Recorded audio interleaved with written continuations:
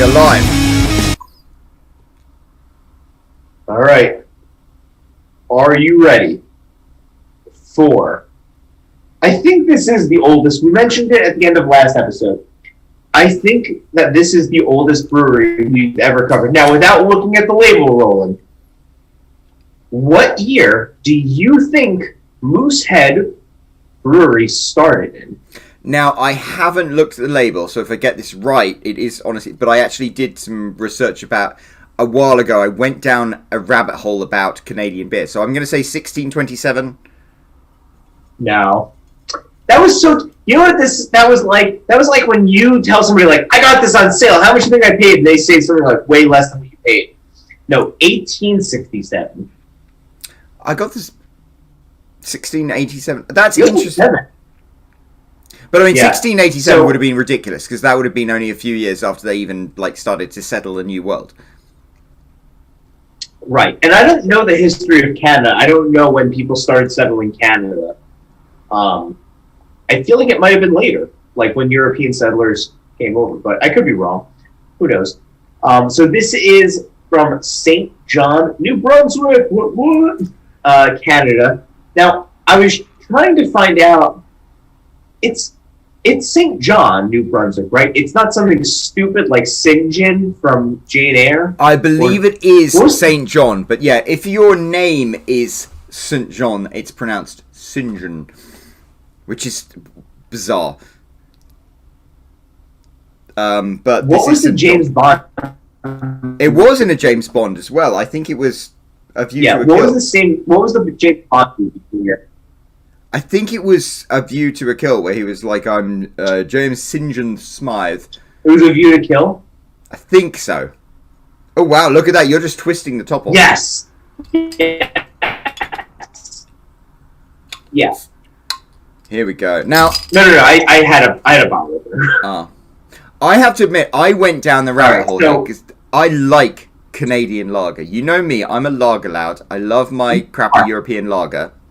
American beer with the adjunct and stuff just doesn't do it for me. But the Canadian stuff is, like, pretty legit. So, interestingly, guess which famous Canadian agrees with you that American beer is not up to stuff? Oh, famous Canadian. William Shatner. No. Trying to think of stuff that he's been in. I'm trying to think of something that he's been in that wouldn't be like obvious. Like as soon as I say it, you might be going through some growing pains. I'm aware that Growing Pains was a TV show. I've never seen an episode of it. Michael J. Fox. What was that? Michael J. Fox. Yes, Michael J. Fox. He was on Growing Pains, right? Not. I think it was. I think no. Family Full. Oh my God, I don't know. Oh, Family Ties? Was that... He was on Family Ties? I always get Growing Pains and Family Ties confused. My girlfriend's off camera being like, idiot, no. I find it funny that you said that and I was like, oh, Michael J. Fox, because I made exactly the same mistake. It's funny because, like, okay, so I heard once that if you ever want to feel like a ghost, listen to a podcast where the two people are discussing something that you know the answer to and you can't chime in. So somewhere, somebody's watching this, and we're like, he might be going through growing pains, and somebody's like, oh, it's Alan Thicke. And then you're like, Michael J. Fox, and I'm like, yep. And they're like, what are you talking about? He wasn't on growing pains. So yes, so Family Ties. I should have just went with like the safer thing and been like, Spin City, which I think he was on? So he was.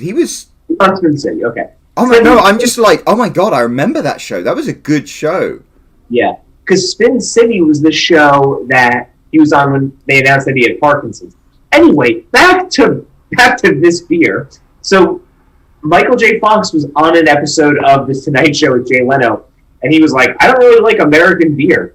He's like, it's too watery. I much prefer like a Moosehead ale." And then Moosehead sent him like a truckload of beer. Oh, I wish they'd send me a truck. So, I mean, to me, it's like, I spent all those years in Paris. You would go to a pavement cafe, you'd have a traditional French beer like a Kronenbourg or something like that. this is it. But it's like, I love Canada because Canada is like the best of France and the best of America mixed together into some weird, crazy thing. Yeah. I agree. Well, I mean, you smell it. It's trashy lager. The thing is, like, this is a lager. It's like, it's so. I think the greatest thing about a lager is you know exactly what you're getting. Yeah. You never drink a lager and like, man, this lager tastes different. Like, and I don't mean that as like a slight against somebody. That goes back to what we were saying. Anytime we talk about Gareth and Evil Genius, he said, if you want to introduce somebody to a craft brewery, introduce them to their lager or their pilsner first, because that's what people are familiar with. So, yeah, this is a good beer. I mean, as far as lagers go, this is. I mean, I always say you have to like cycle your lagers, like you have to cycle your greens. It's like you do Stella for a bit, and then you switch over to like Corona Familiar. This though is like, this is part of my rotation. I really like Moosehead. What's the other ones? Molson and stuff like that. It's just, they're not adjunct ones. They're made with the barley and so they've got that like that meatiness to them, which Budweiser and stuff doesn't have. Yeah, and it's funny because I saw this on the shelf and I was like, you know what? Why not? Like, this isn't a beer that I'm gonna order when I'm like out at the bar. Like, I'm gonna want to try something that's like has a funny name or has some like interesting adjunct in it. But you know what? This was a solid choice. I'm glad that this was the happiest of accidents in finding this. Well, I mean, it's funny. I was talking to Mycroft today, and he wanted to go to Canada. I want to go to Canada. I've only ever been to Montreal, but like, there's something about Canada where it's kind of this weird amalgam of the two. It's like the America and Europe collide in this icy cold place. Yeah. I'm not gonna lie, Canada is like a happy version of Russia. Yes. Oh my god, that's it's like if Russia wasn't miserable, that's what it's like. You know like the theater masks where it's like the smiling mask and then like the sad mask. Russia is the sad mask, and Canada is the happy one. I 100% agree with you. And Canada's full of. I've never met a Canadian I didn't like. I don't know how many Canadians I've met. I even remember, like, the first Canadian I met. It was my first summer in Paris. I had a Canadian roommate who was weird. He used to do, like, yoga in just his tighty whities in the morning and stuff like that. But he was such a nice bloke. And then every single Canadian I met ever since has been, like, really nice. They're, like, the opposite of South Africans. South Africans really mean? No, but South Africans, sometimes you meet the mean ones. Okay. I'm trying to think of like what group of people I've met that are like universally nice. I don't know. I would say I don't think I've ever met a Canadian, but also like I could have met somebody who's Canadian and like not know that they were Canadian. Like I don't know exactly where every single one of my friends is from. I've watched.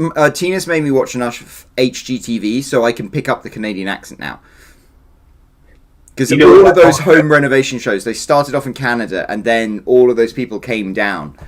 Yeah. And also all the lame shows I watch, like The Flash and stuff like that, they're all filmed in Canada, and half the actors are Canadian. So, okay, you might not be able to answer this question. We're completely pivoting, but this is something that's I've always wondered, and this just goes to show you that American schools don't teach you about, like, geography or, like, foreign politics.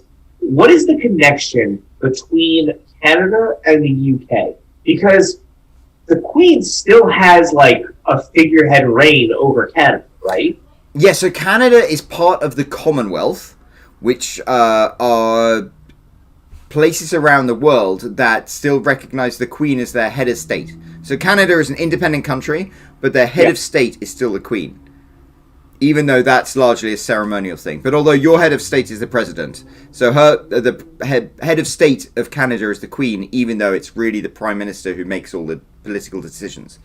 Yeah. Okay.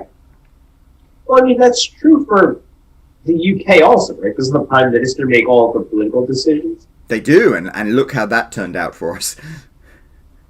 Well, But yeah, so the Queen has to like sign off on laws before they're passed. She has to. The Prime Minister, when he wants to dissolve Parliament and have an election, he has to come to her and ask. And technically, in theory, she could be like, "We're not doing this. I'm not signing that law." And she could, in theory, direct all her powers. Except we had the English Civil War, which limited the power of royalty. And so that's kind of, I think, why our royal system has continued to exist, whereas in other countries they've chopped their heads off and stuff. Oh, good to know. But I appreciated that little tidbit about Canadian politics and I guess English politics. So, Moosehead, great job. Yep, and you know what? Okay, road trip to Canada, I would be down for. You want some poutine? Yep. I remember going to Montreal, and it was like New York City and Paris had just like been smushed together. Yeah. It was very weird, but very cool at the same time. But I've never been as cold. It was my birthday, February the 8th, 2002, and I froze my butt off. Yeah. It was even worse than Chicago that year. I was going to ask you, was it worse than Chicago? So, now we know. Yeah, but I've never complained about New Jersey since Chicago or Quebec. Oh, yeah, no. Chicago on New Year's Eve was the coldest. I mean, that's probably the coldest I've ever been. And that was like frigid. That was absurdly cold. Oh, you know, that hat that I wore in Chicago was the one I left in Kalamazoo. Really? Yes. Link is back. If nobody knows what we're talking about, go check out the Bells episode of February, where we talk about Roland's leaving the hat story. And, yeah. We'll start a special playlist called Women Roland has been accused of having, like, clandestine affairs with. Fair enough. Right. So we'll see you tomorrow for February 19th. We're going to be doing, the next 2 episodes are like jam-packed and Jersified. Jersey represent. Doity Joyce. Okay, cheerio.